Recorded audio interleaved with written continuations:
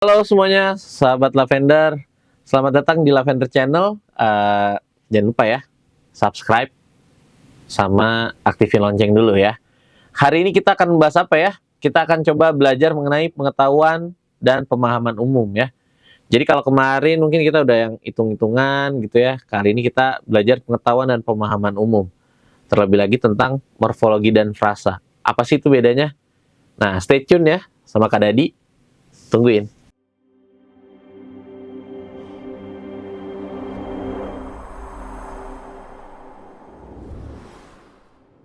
Umumnya di pengetahuan pemahaman umum atau biasa kita singkat PPU gitu ya.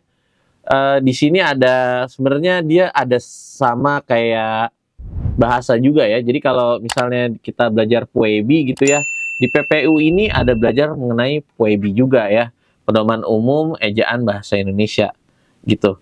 Nah, biasanya akan terdiri dari teks panjang di mana setiap teksnya itu dia nanti akan ada pertanyaan, entah apakah ini kalau di morfologi ya udah jelas berarti tentang bentukan kata gitu ya.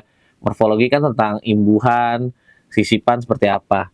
Nah, kita lihat nih, di sini ada paragraf panjang dan ada yang ditandain gitu ya. Kalau kita lihat tuh ada angka 2, angka 3. Nah, itu artinya adalah nomor soalnya, kayak gitu ya. Kita lihat teks pertama ini tentang pola makan yang salah menjadi satu di antara penyebab terbesar seseorang menderita penyakit stroke. Pola makan yang tidak sehat akan memacu tekanan darah seseorang cenderung tinggi atau hipertensi sehingga menyebabkan orang tersebut terserang stroke. Kayak gitu. Oke. Di Indonesia sebanyak 80% kasus stroke dipicu oleh hipertensi. Gaya hidup, khususnya jenis makanan yang dikonsumsi seseorang menjadi satu di antara penyebab terbesar serangan suatu penyakit, satu di antaranya stroke. Kata dokter spesialis bedah saraf Rumah Sakit Mitra Keluarga Dr. Arsa Al-Fauzi, SPBS. Nah, kita lihat ya, soalnya bentukan kata yang tidak tepat dalam teks tersebut. Oke, tadi saya baru bacain yang paragraf 1 ya. Paragraf 2-nya itu sekitar 20 tahun yang lalu. Sebenarnya kalau tipe soal kayak gini, kita skimming aja gitu ya, langsung ke pertanyaannya aja. Jadi nggak perlu baca seutuhnya gitu. Karena kayak gini pernyataannya. Bentuk kata yang tidak tepat dalam teks tersebut. Ini kita lihat dari ABCDE-nya, kita langsung aja ke tujuan kalimatnya. Sesuai nggak sih? Gitu ya. Coba kita lihat. Yang A, menyebabkan di kalimat kedua. Kalimat kedua, pola makan yang tidak sehat akan memacu tekanan darah seseorang cenderung tinggi, hipertensi, sehingga menyebabkan orang tersebut terserang stroke. Tepat ya? Dari segi penulisannya juga benar. Jadi ini benar, nggak ngaruh. Kalimat 4, dikonsumsi. Coba kita lihat, gaya hidup khususnya jenis makanan yang dikonsumsi. Seseorang menjadi satu di antara penyebab terbesar. Ini juga tepat.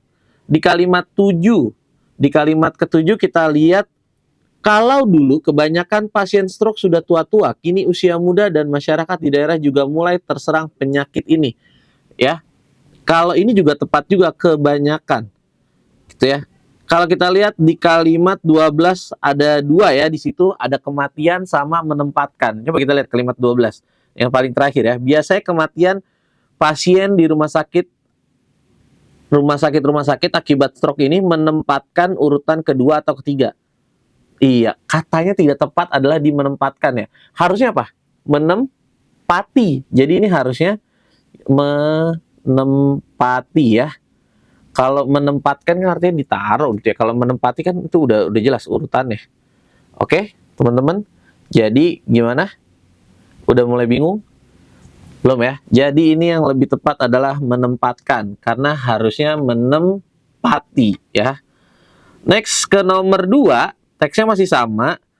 Nah, di soal nomor 2 ini dia adalah kita mesti ngecek di